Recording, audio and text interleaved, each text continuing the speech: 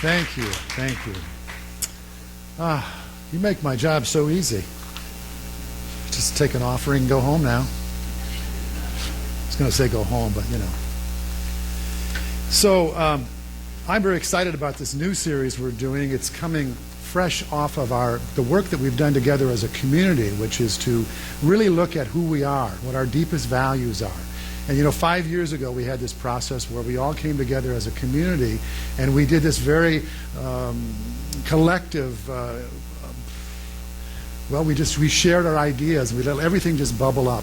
And of course in the beginning you don't know much about what you are as a community.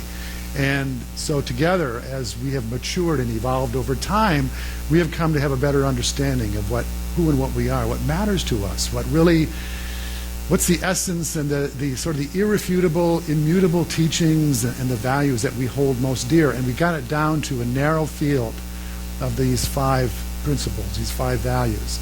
So today I want to start a series in which we will unpack these values over the period of 5 weeks. And to do so, we'll make them much more than just, words on a page and something that sounds nice.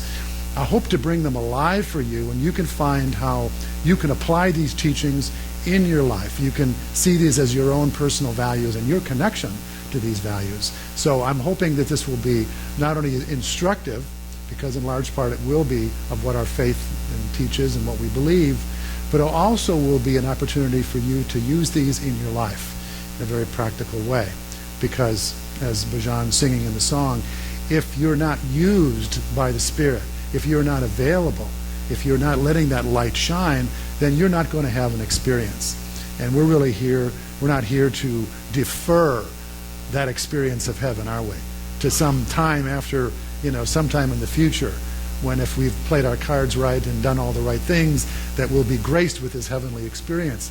No, we believe that the kingdom of heaven is right here and right now. So in order for us to experience that, there's nothing that the divine needs to do, nothing that God needs to do, but we need to do something. And so this is a very practical course in spirituality that we're going to be on for the next 5 weeks. So today we begin with number 1, which is the newest value that we arrived at as a community, and it's spiritual growth. Spiritual growth. And of course, we always have to define that because we all could have our own notion of that. But here's what we said. We seek to recognize the spiritual truth of our being and express our divine nature. To recognize the spiritual truth of our very own being, and then to express that true nature. So it's a two-part, two-pronged approach. We have to become aware, you have to know what's in the room. You have to know what is with you, what is within you. You have to know what you're made of in order for you to really fulfill your life.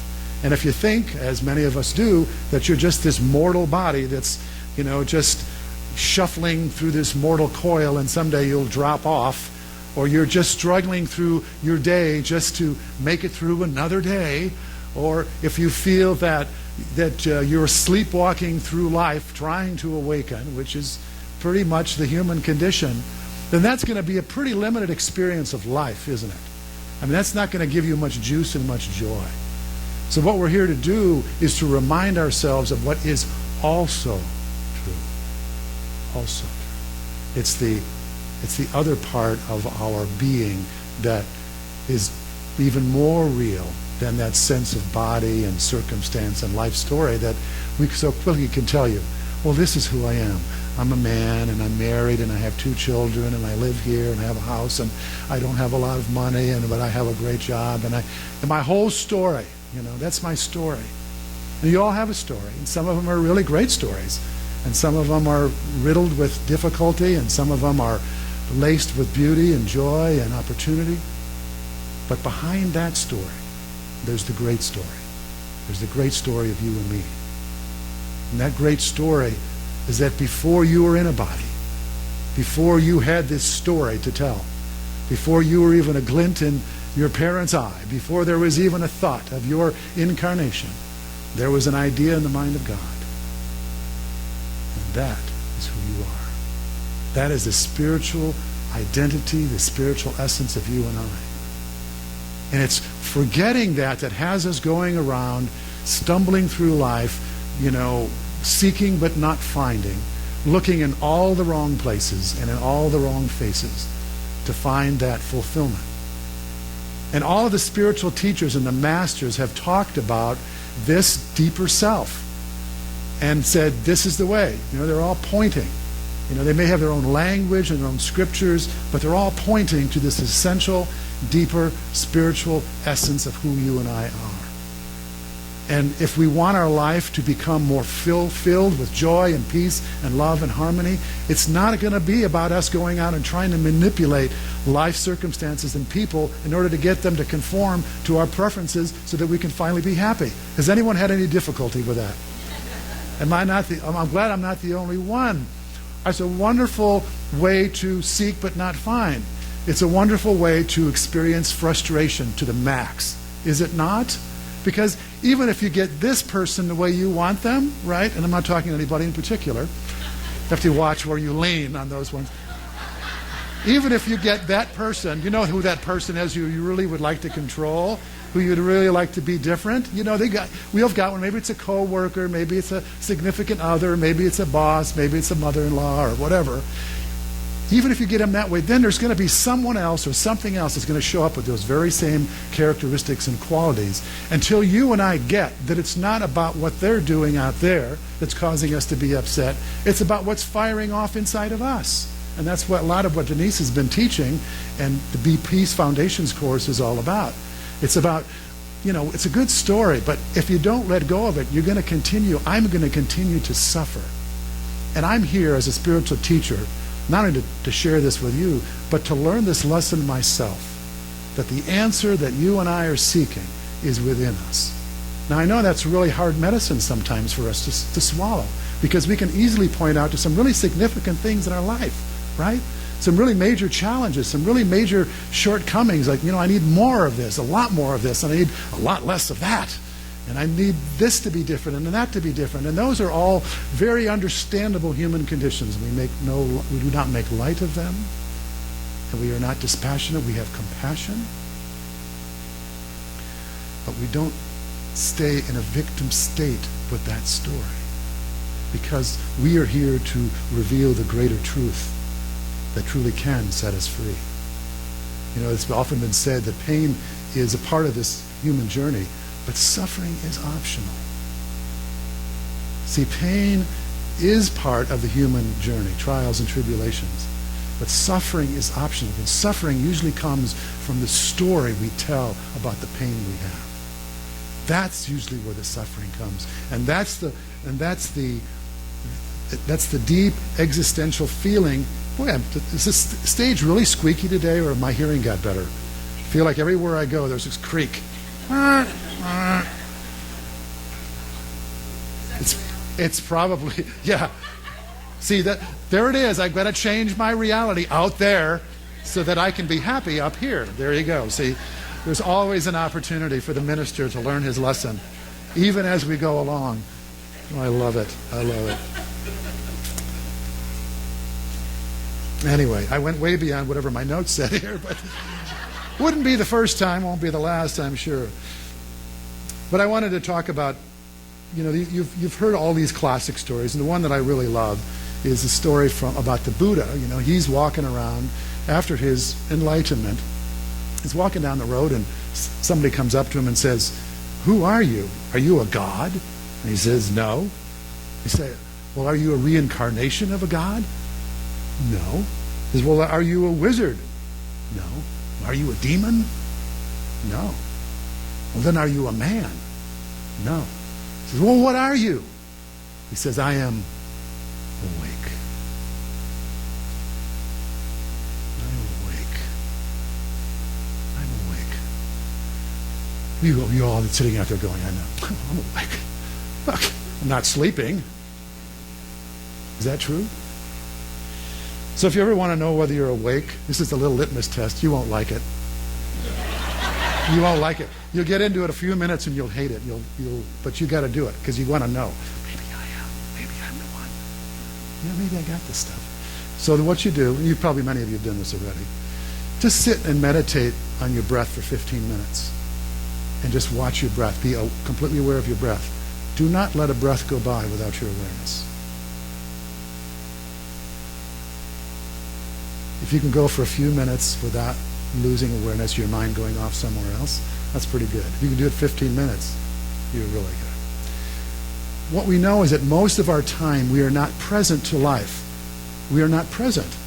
We are physically present. The body has taken up space in this moment of time and place, but the awareness is somewhere else.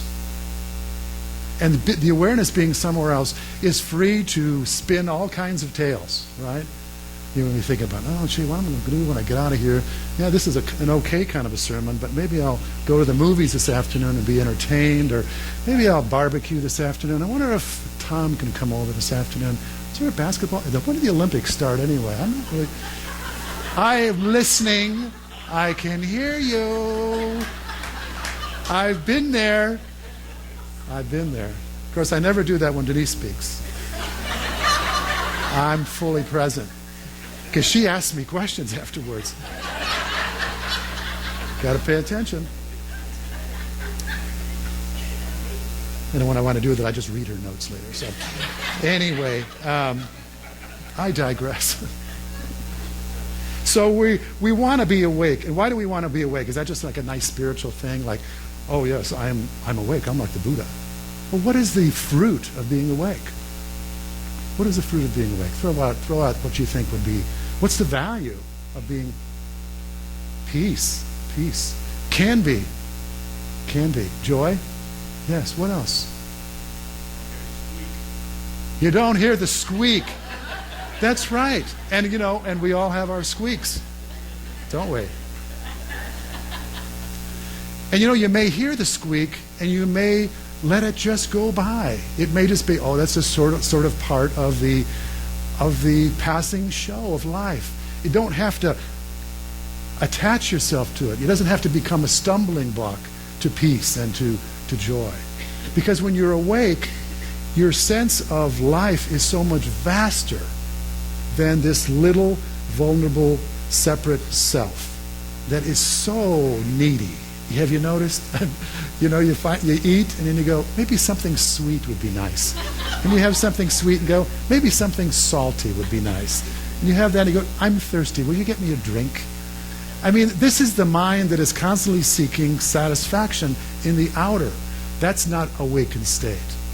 Now, you could be in the awakened state and still be hungry and thirsty and have all of the human desires, but they don't own you. Margie's going, you got to stop moving because I got to move the camera. I want to go over here by Denise. Let's see, there's this attraction thing going on here. That's what that's all about. So I don't have to walk around.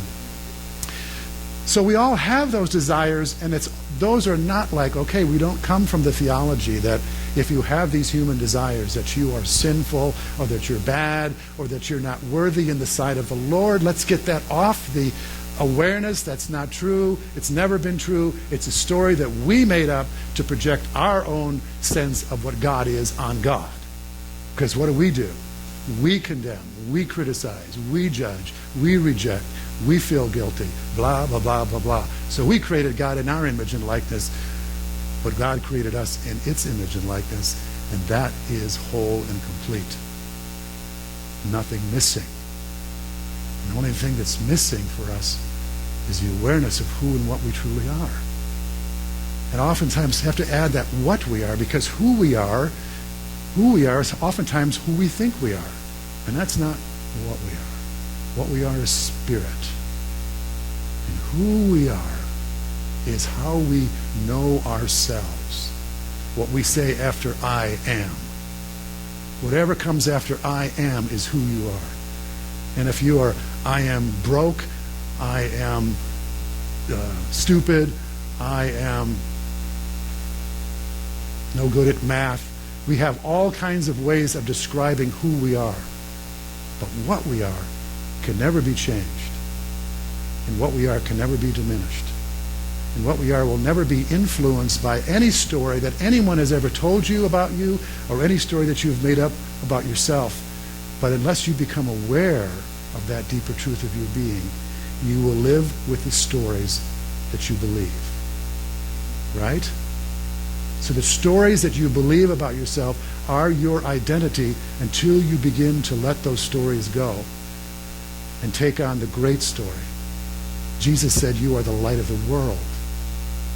You are the light of the world. How much more plain can it be? You are the light. He said, I am the light of the world. You are the light of the world. And he said, the kingdom of heaven is not going to come someday, somewhere, when things go a certain way, or whether there's some eternal resort that I'm going to go to if things work out well. It's not going to be some exalted spiritual retirement plan. It's not going to be that way. He says it's spread upon the earth. It's here, it's now, it's in the midst of you and me and our work. And it's always been this way, and it's never any less than this or any more than this, is to awaken to that truth. Amen? Amen. So that's what this whole first value is about. Spiritual growth. Spiritual growth does not mean that you have to become anything other than who you are. Whew. Isn't that a relief? Haven't most of us gone through life believing that we weren't enough? That we needed to be more of something and less of something? If you would just be this and you would just do that, if you wouldn't do that, that somehow we would be acceptable in the sight of those people who profess to love us? And we have played that game of, morphing and transforming and becoming whatever we thought we needed to be in order to be loved and accepted and approved. And how has that worked for you so far? It doesn't work. It is the prescription for insanity and misery. And it is absolutely a choice that you and I make. We don't have to believe what is not true unless we choose to. At any given moment, we can make a new choice about what we choose to believe about ourselves. We can choose to believe that person who had great influence over our self-esteem, our identity, or we can believe the Master who says, you are divine.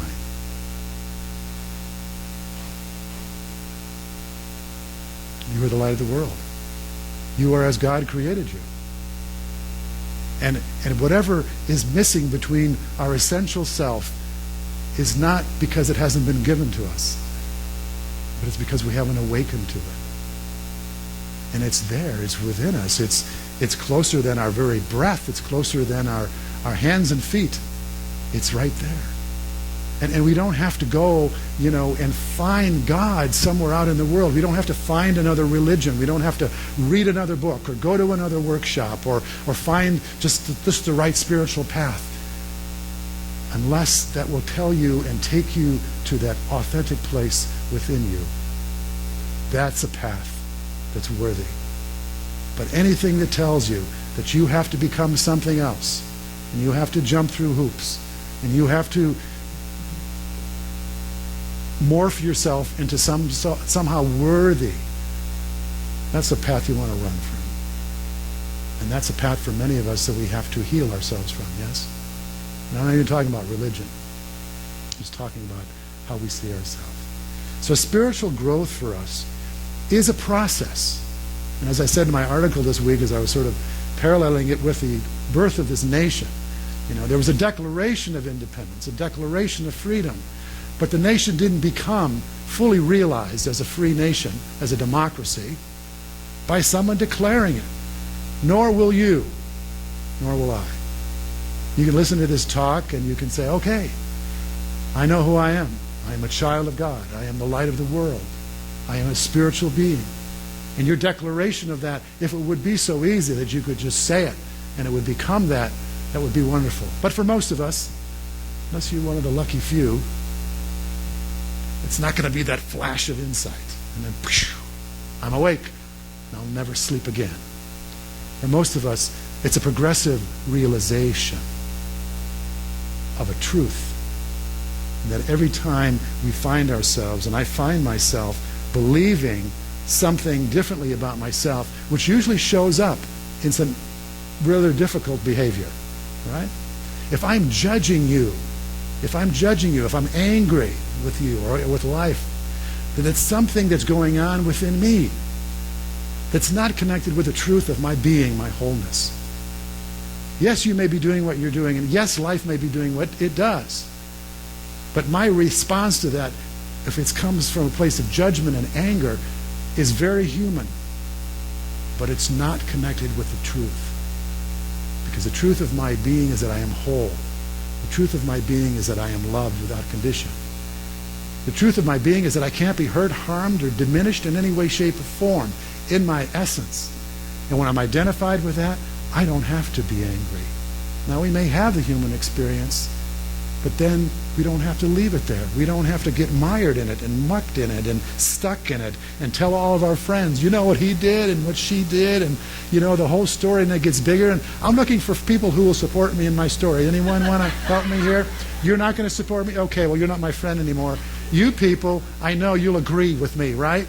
Isn't it the pits? It sucks. Life sucks. And you know, people can be really mean, and then I'm going deeper and deeper and deeper into the illusion. And I'm becoming more and more and more of who I'm not. Congratulations. You are on a journey to deep amnesia. Deep sleep will come upon you. Like it says in the Bible, Adam fell asleep, which most women agree.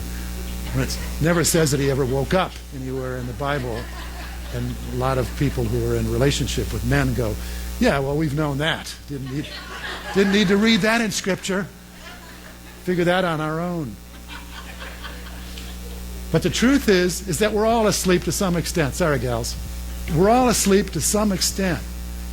And you know, when you're in the presence of someone who's a little bit more awake than you are, they can be your best ally in this process. Someone who can remind you, like Denise, and let's show. We're in the room. You know, we do this all the time. So what's really bad is if you're both asleep at the same time. This is when you want to just back away and say, can we talk later? Because right now, I've got nothing. I'm at this level with you down here. But usually that's not the case. And if it is the case, find someone else, you know. Get a prayer partner, get a support person, someone who can be on the team with you to awaken. Someone who can just see that for you that you can't see for yourself. Someone who's not hooked by the story, right? Because when I'm hooked in the story, I'm not going to be the one that's going to immediately snap out of it, but someone else can remind me. You know, they can start with compassion.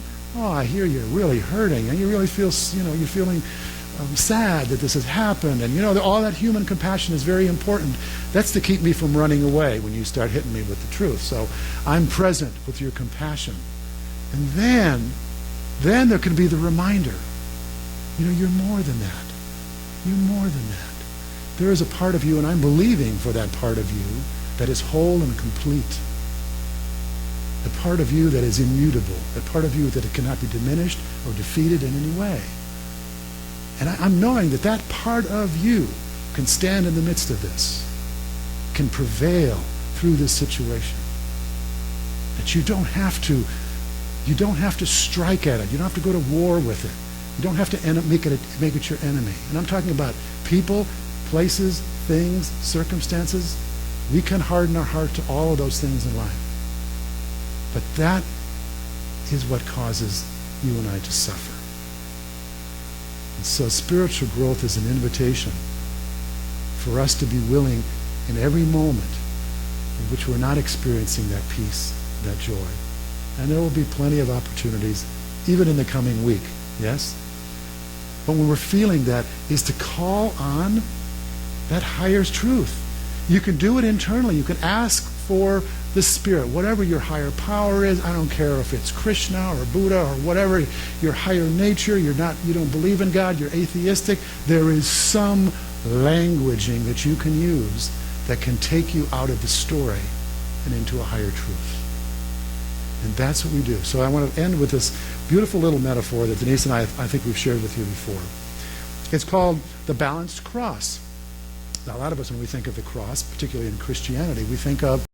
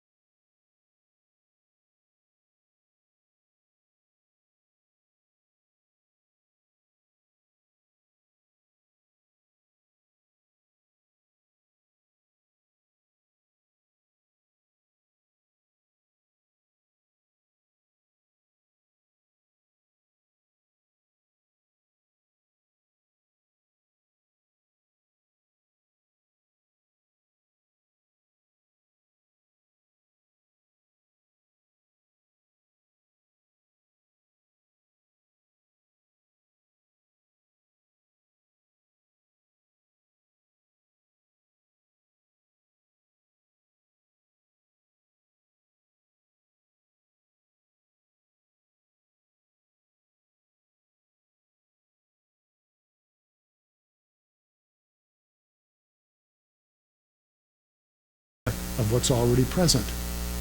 Right? You know, like if you live with someone, you come home and you see evidence that they've been in the kitchen. You have an awareness. But you don't know for sure. You want to know for sure. Most of the time we are asleep to our true nature, unaware and unaccepting, which causes us to experience lack, limitation, and leads to our suffering. We are perfect expressions of the divine, imperfectly expressing. Get that? Our perfection is true in the potential of who we are, in the essence of who we are, but we don't express that.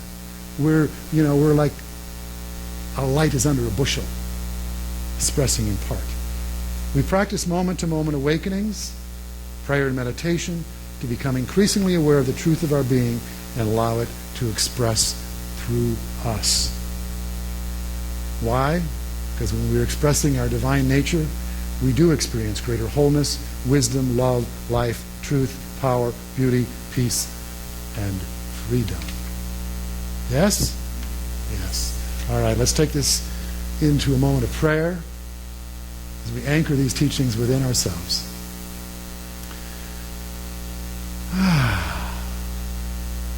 So in this intention that we now hold as a community to realize spiritual growth,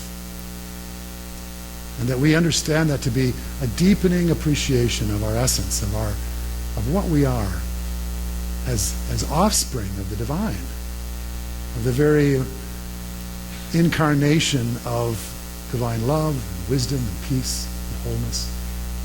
We seek this week to find ways of opening our minds and our hearts when they're likely to close, when we find circumstances that seem to be against us, or limiting, or challenging. We remember these teachings. We remember what's also present. We remember that greater spiritual sense of our being. Even if we can't feel it, we remember it as a concept.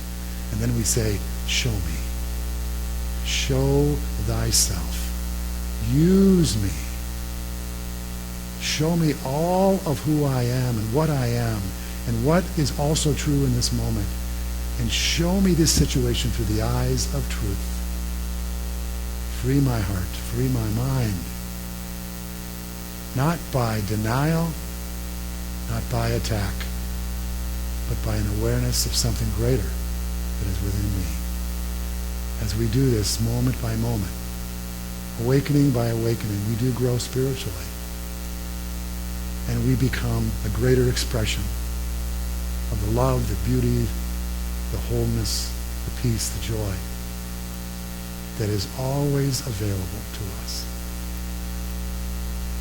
We shall know this truth, and this truth will make us free. So we say, Happy Freedom Day to all of us. Thank you, Spirit.